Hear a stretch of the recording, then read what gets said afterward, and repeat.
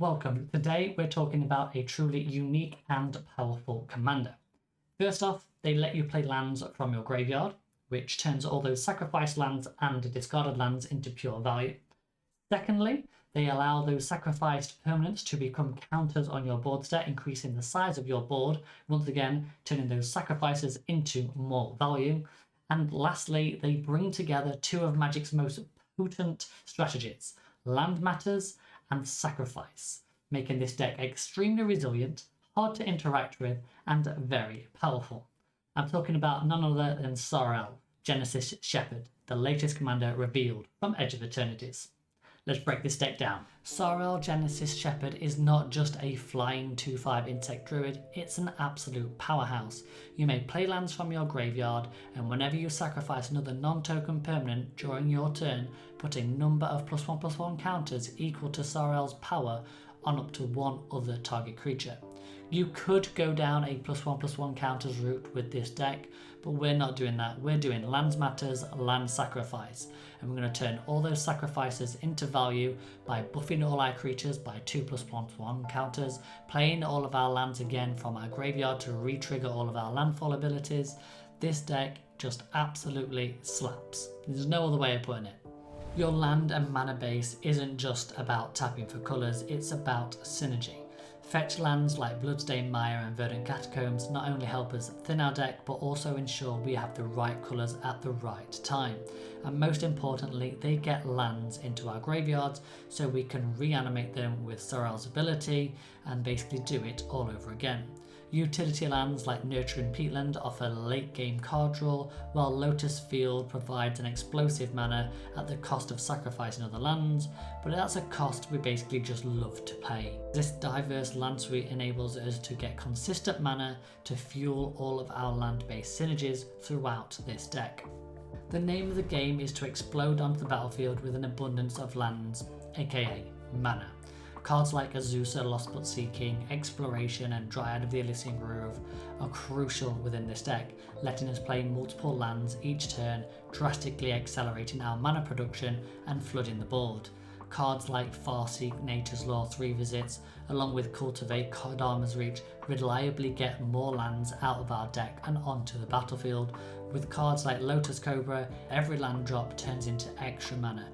These pieces ensure we always stay ahead not only on our land cap but also our mana production, powering out our biggest threats and maximising our land matters payoffs. With all this mana generated, we need to keep the cards flowing and the value coming.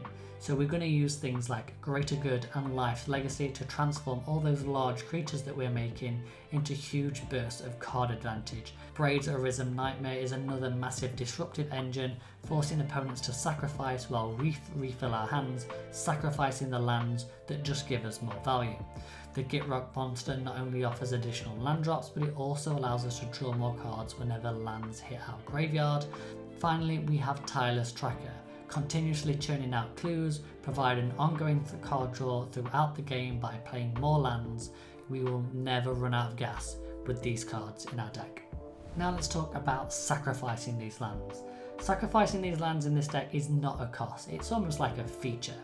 Beyond Braid's Arisen Nightmare and the Gitrog, we have Sylvan Safekeeper, turning our lands into value protection for all of our key pieces. Zoran Orb lets you sacrifice lands for life gain, a simple but yet effective way to survive into the late game.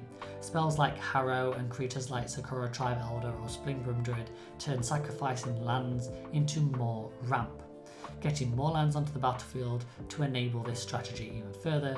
This suite ensures we always have ways to sacrifice permanents for maximum value, turning every loss into a gain. Every land drop fuels our plan with this deck. Scute Squirm can quickly create an overwhelming army of tokens, especially with multiple land drops each turn. Morag gives us extra combat phases, turning all of those land drops into an aggressive burst of combat damage. Obnixus the Fallen and Tunneling Geoped allow us to hit our opponent's life totals directly with each landfall trigger. Even Tireless Tracker gives us access to clues, which is more card draw. Lotus Cobra obviously gives us more mana every time a land enters the battlefield. This deck is built to maximise off all of these triggers, turning every land drop into not only value but direct pressure on your opponents. If you would like to see the full deck list, please check out the description below, where you'll be able to find a link to the Muxfield page. This has the entire deck broken down into each section, such as card draw, direct damage, landfall, removal, sacrifice, ramp, graveyard, and additional land drops, giving you everything you need to flourish with this deck.